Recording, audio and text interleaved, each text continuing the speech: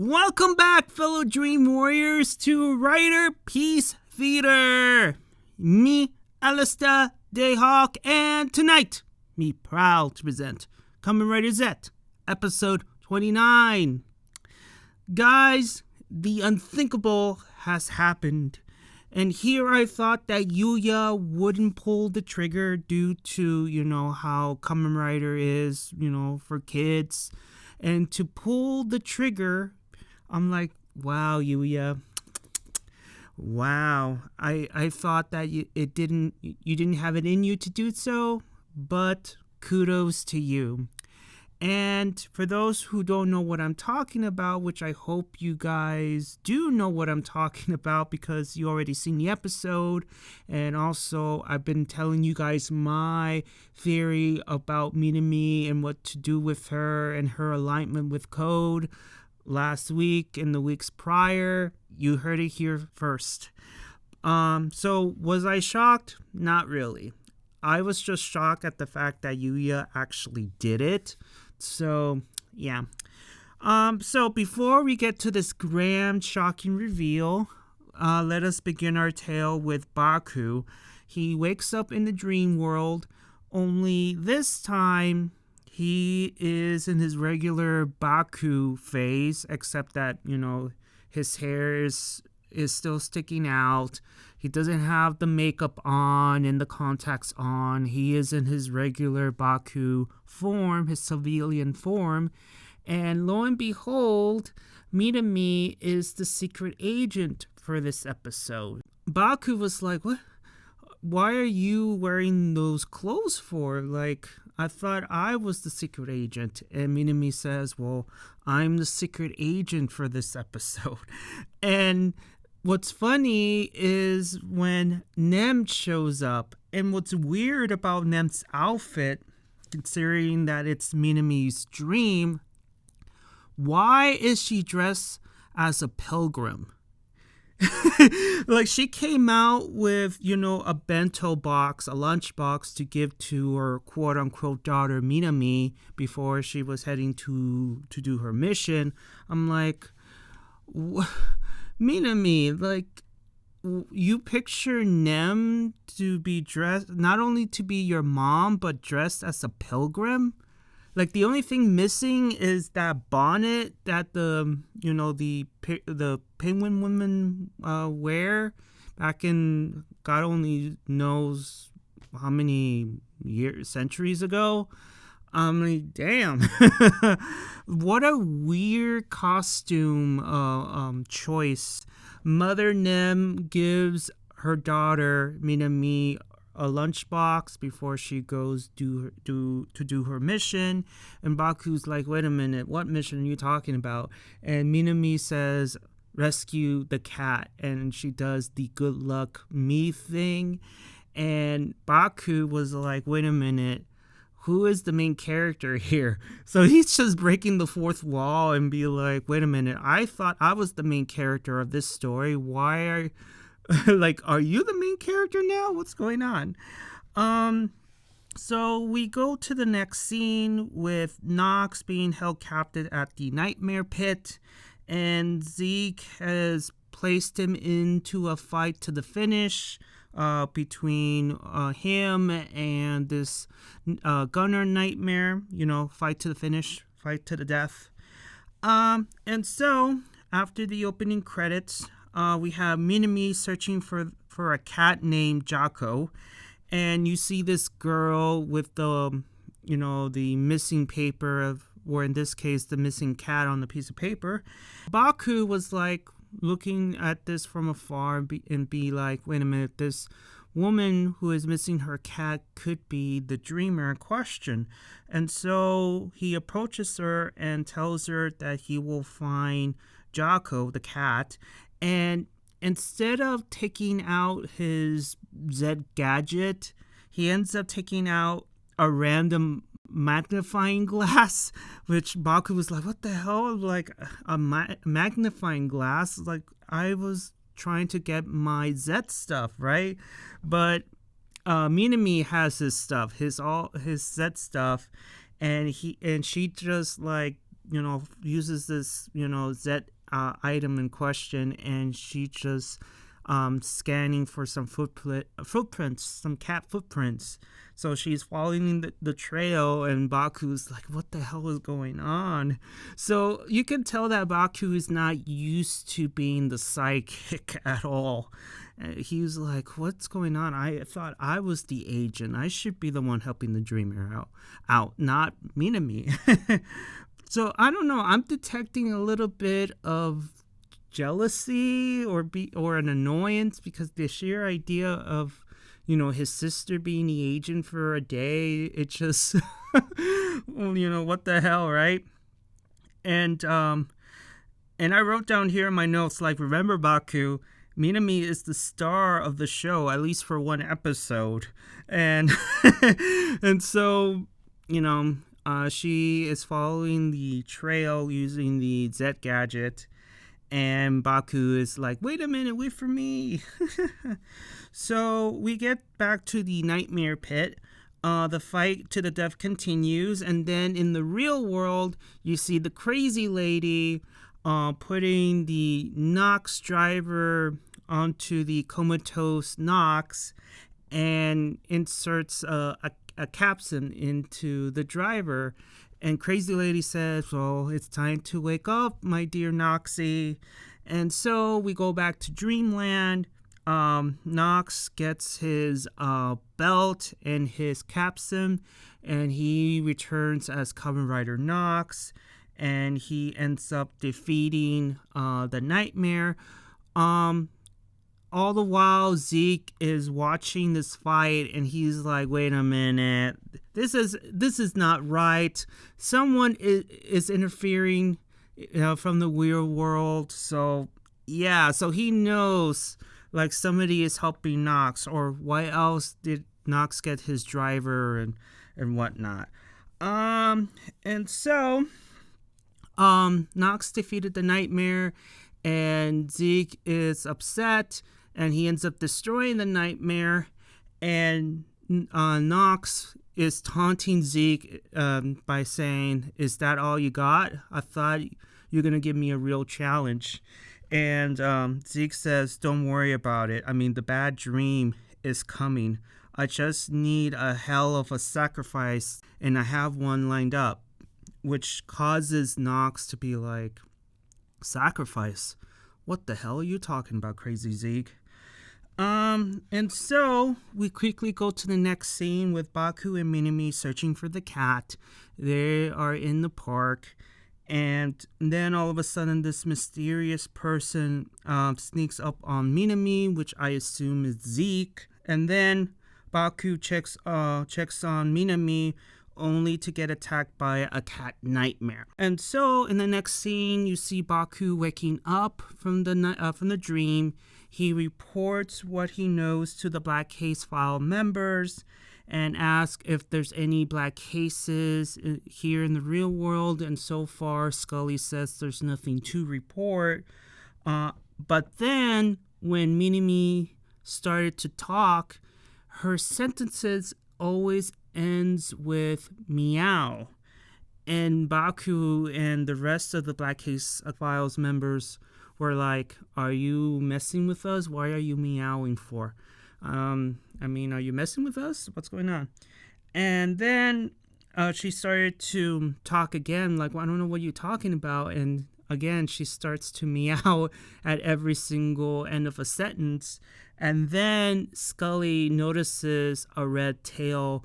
And Scully's like, what the hell is this tail that you have behind your back? And Minami was like, what tail? And then she was touching her tail and be like, what the hell? Like, what's going on here? Like, why do I have this tail? Where did it come from? And Baku tries to yank it off.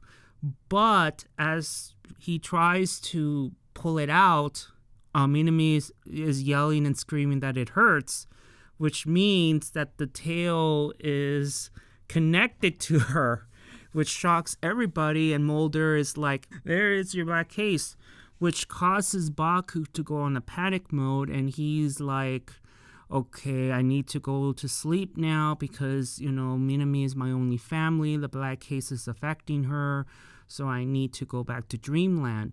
And Scully points out that, wait a minute, you just woke up. It's morning. And Mulder also adds, well, Minami is safe. She is awake. So if there's a nightmare out there, it cannot attack her. She is right here in the real world. But Baku's like, I don't care. I need to go back because, again, she's my only family. I don't want anything bad happening to her. And he decides to go back to bed, even though it's like in the wee hours of the morning. He just literally woke up from a dream that, the cat nightmare killed him, I guess. The next scene with Nox. Nox wakes up in the real world and thanks the crazy lady. And the crazy lady says that now that Zeke is in the picture, we have to change our plans. Nox told the lady that if you want to go save your own daughter, why not just go to sleep and save her yourself? He ain't wrong. Come on. Like, the lady is supposed to be powerful, I guess, right? Before she got shot. But I'm like, yeah, Nox got a point. If you want to rescue your own daughter, why not just go to sleep and just rescue her yourself?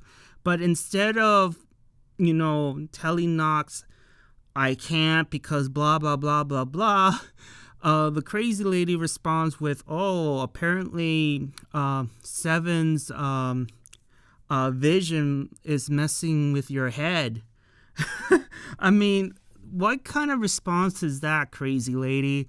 You could have responded with, well, I have my reasons not to, go to sleep and rescue my own daughter, even though I'm like, lady, she's your daughter. Go rescue her yourself. Be damned the consequences. Maybe you don't want to reveal yourself to Zero and emo Alexis, which is understandable because you want to have the element of surprise on your side. But come on. You and Nox, I'm sure you want revenge on Code for all the crap they done to you. But, save your daughter. Don't have Nox or anybody else do your work. Come on. But in any case, the crazy lady just cops out by replying, well, the Seven's vision must have poisoned your mind and whatnot. And Nox responded back with, look, I don't care. I just wanted to have my revenge against Code. Okay? I just really don't care. And this is where the lady threatens Nox. Like, okay, if anything happens to my daughter, she didn't, in the subtitles, she didn't say daughter or Nem. She refers to Nem as her. If anything bad happens to her, then you know what's going to happen. Do you, Nox? Like, the lady is obviously threatening Nox to protect Nem at all costs. And the thing is with Nox, like he said, all he cares about is getting revenge on Code, Zero, and the rest of the agents. It's just, okay, fine, crazy lady. I will protect Nem, and probably save her, but she's just a side quest. My main quest is to get revenge. And it doesn't matter who or what gets in my way, whether it's, Seven, Zeke especially. He just wants revenge. So it doesn't matter which version of Nox you're going to get from, the original timeline with the Vision and the new timeline. Ultimately, he wants revenge against Code. So we go to the next scene with Mulder and Scully. They decide to go to the cabin where one Sleeping Beauty Nox was sleeping at. And when they got inside the cavern, unfortunately for them, Nox is gone. And for some reason, Scully decides to give a sidekick to her partner Mulder for no apparent reason. I guess it's because Scully is still a police officer while Mulder is not. He is considered a civilian now. So I'm guessing that Scully told Mulder, just stay outside. This is a crime scene and you shouldn't enter. But Mulder, ends up getting inside. And this is where Scully was like giving him the sidekick, saying that civilian alert or intruder alert or something, which, I mean, it was uncalled for. I mean, there are many cases where Mulder deserved to get his ass kicked, but in this case, no. Scully, you went too far this time, at least for today. Mulder didn't deserve to get sidekicked today. But in any case, Mulder said, look, it's fine. We're going to see him again because he knows that Nox will need Baku sooner or later. So he has faith that, one day that they will see Nox again soon, which, yeah, he's right. So we get to the next scene with poor Baku. He is trying to go to sleep. He's been trying to count sheep, and nothing seems to be working, which makes sense because, I mean, he just woke up and he is forcing himself to go to sleep. And I'm like, dude, like, I understand where you're coming from, but Minami is safe as long as she doesn't go to sleep. So make sure that the two of you fall asleep on the same time, so that way, you guys go back into the dream space at the same time. But Baku is so impatient. He is very worried that she's gonna turn into a cat, I guess. That he's like in a hurry to go to the dream world, defeat the nightmare, and she will get cured. But as of right now, Baku is not falling asleep at all. And so, as Baku is trying to go to sleep, back in Dreamland, apparently Minami fell asleep. and you see Minami and Pilgrim Nem, or I want to call her Goody Nem. They have a talk, and this is a scene where it's revealed that Minami, I'm guessing she has a little bit of jealousy towards her brother. And you be asking, why do you think so, Dayhawk?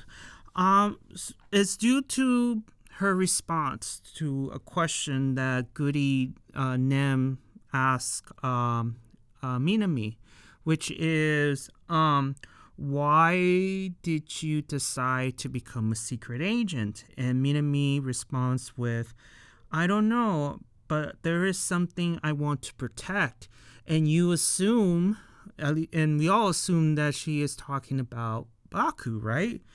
But when it came to Baku, Minami was like, what are you talking about? Like, he's not the incredible secret agent. I mean, he is my useless, unemployed big brother, who is unemployed and also cursed.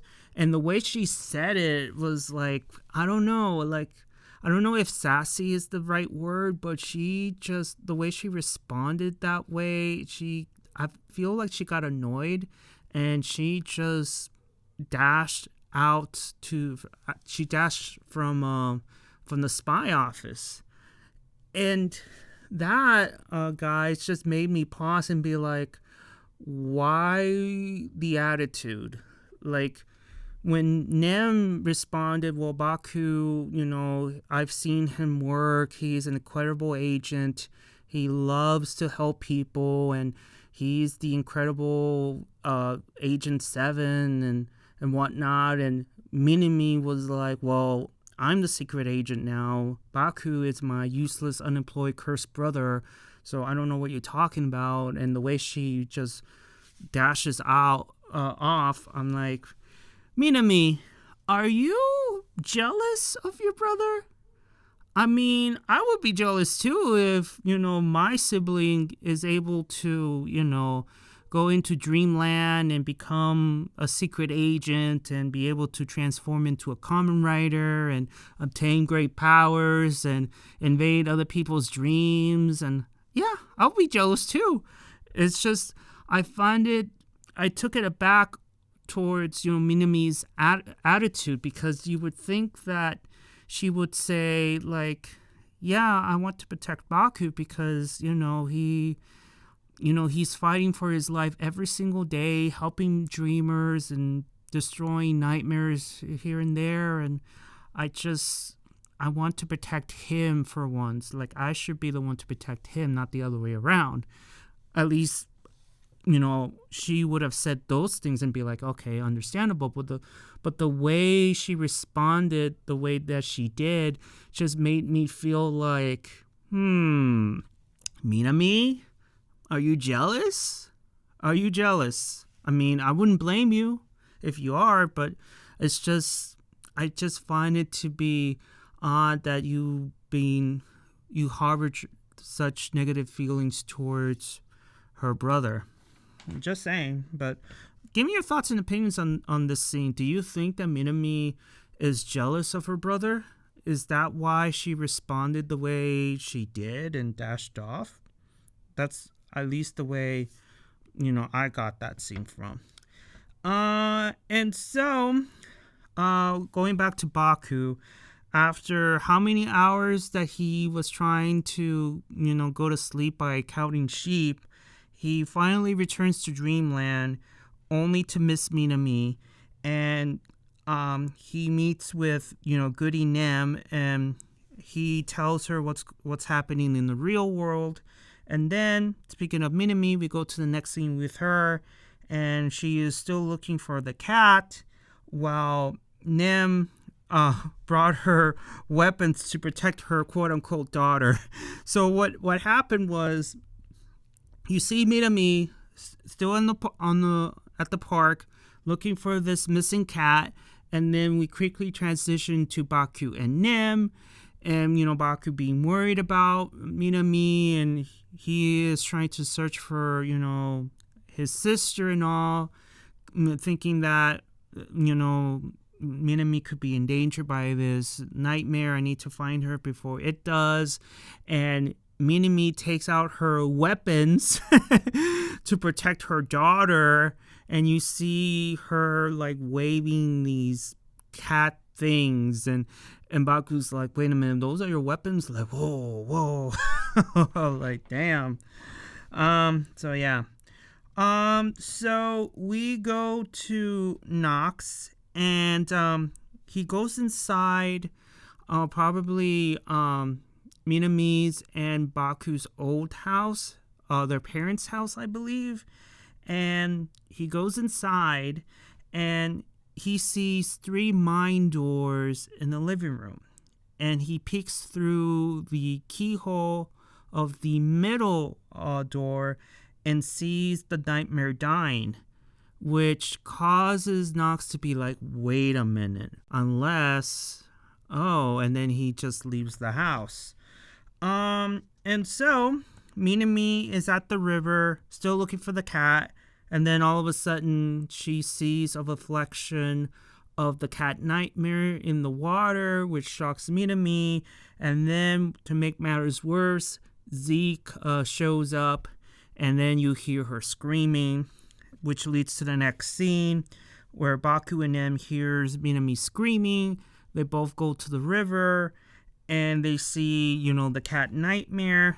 And this is where Baku transformed to his catastrophe form and ends up beating the cat nightmare quickly, because he assumes that, okay, I need to defeat this nightmare in order to cure Minami. Because the longer this monster is walking about the dream space, the more that Baku believes that he's going to lose his little sister, right?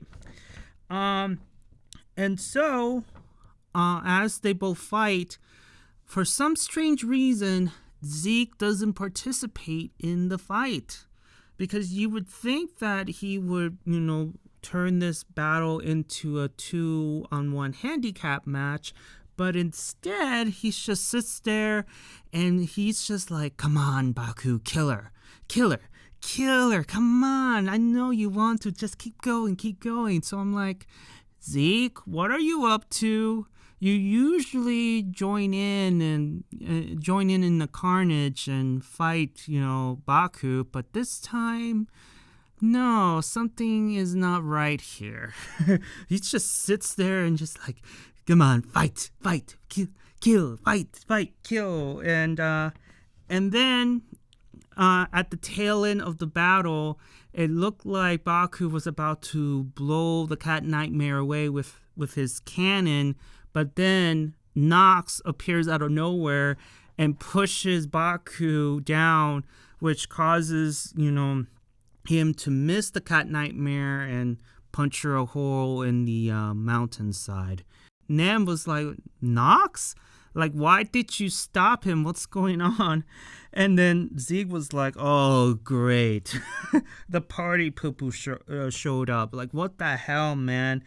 Things were finally getting interesting until you had to interfere. God damn it.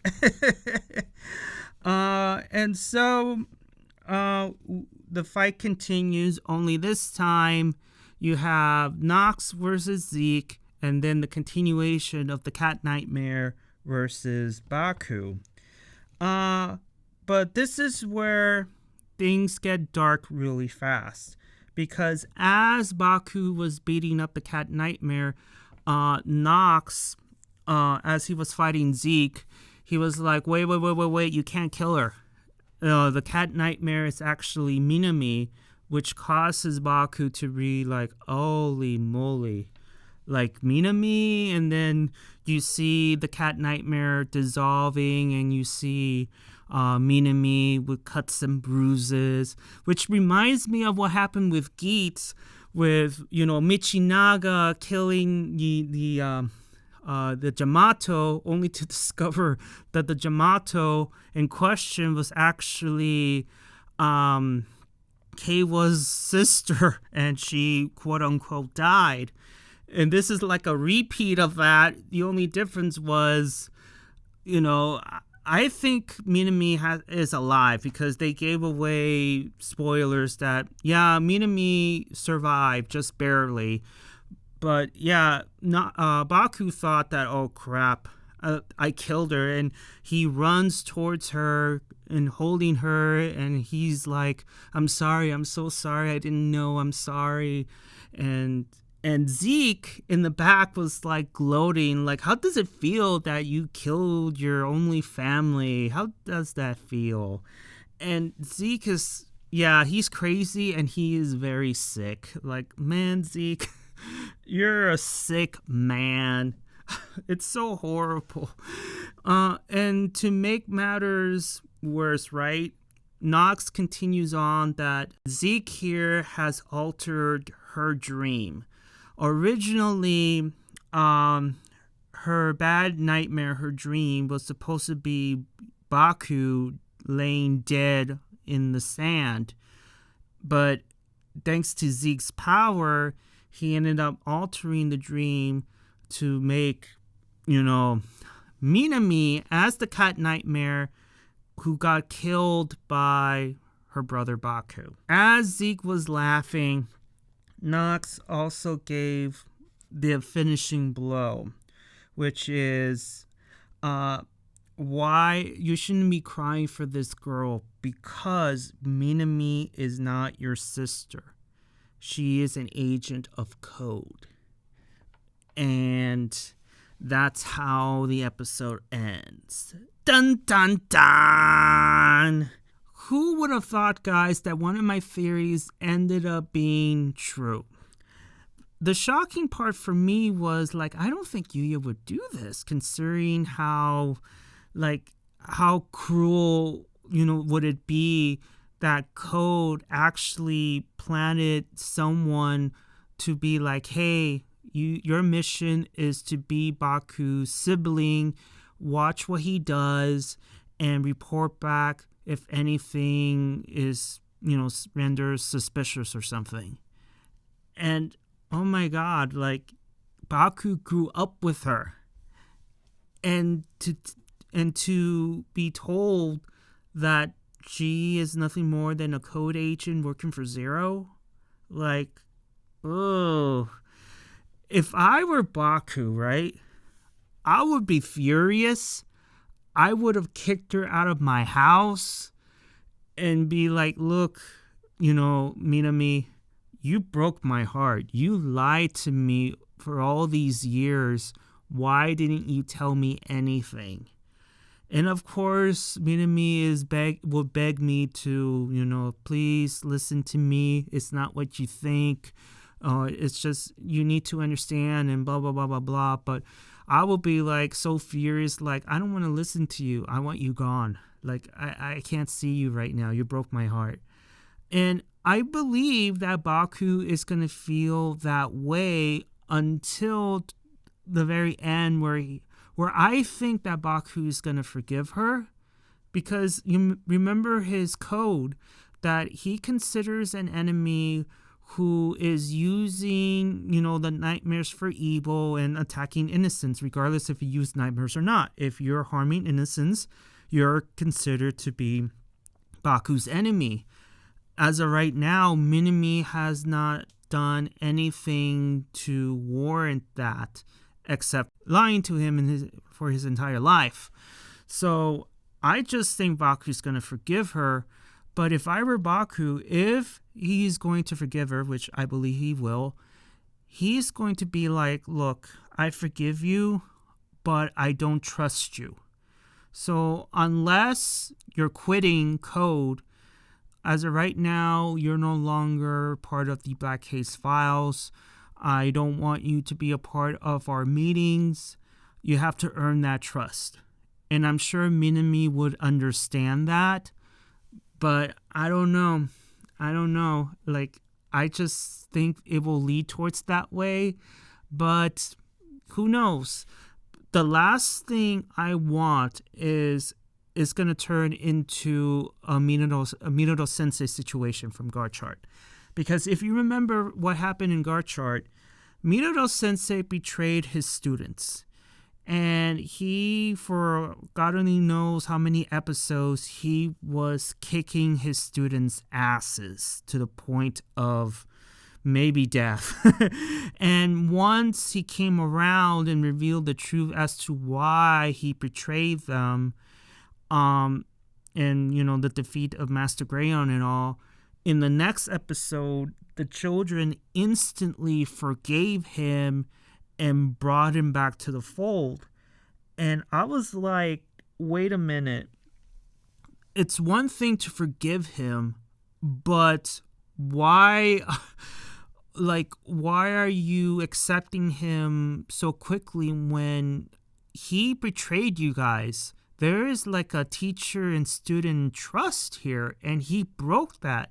Like, don't you think he needs to earn back your trust before returning to the alchemy school?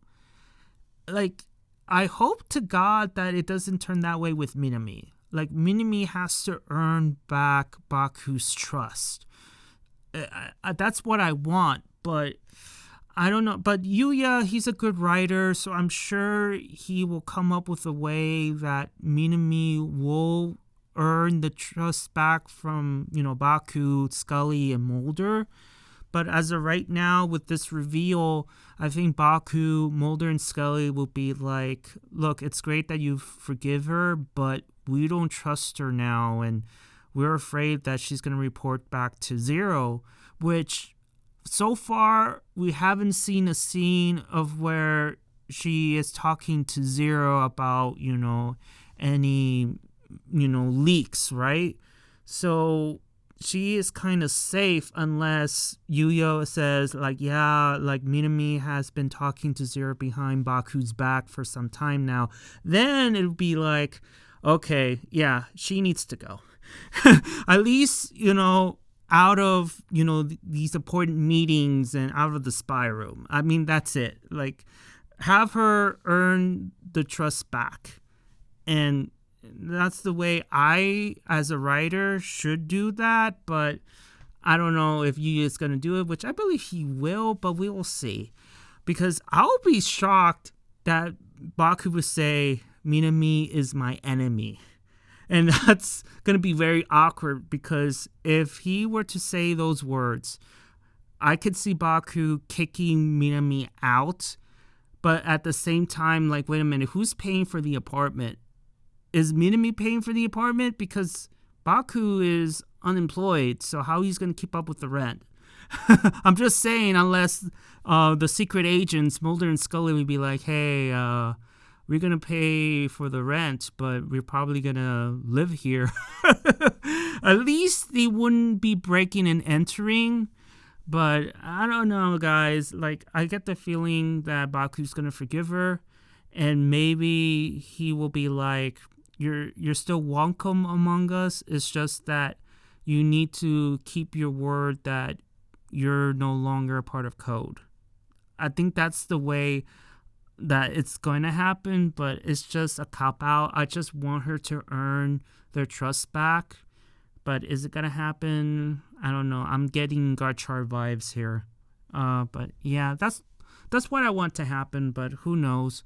We'll find out after 2 episodes, actually, because in the next episode, we're going to have an upgraded version of the ultimate form, and, you know, Baku will decide her fate in terms of, is she Baku's enemy or still his sister? We will see.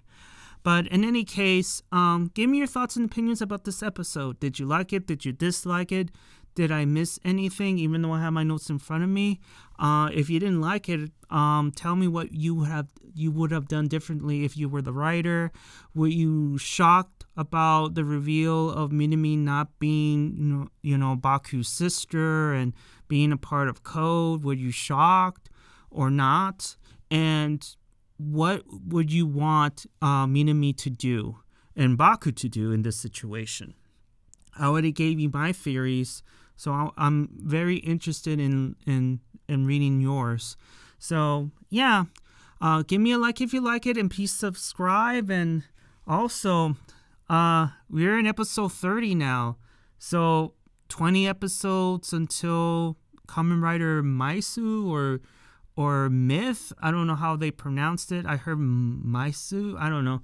But in any case, 20 episodes of Zeztz. I'm not ready for the end.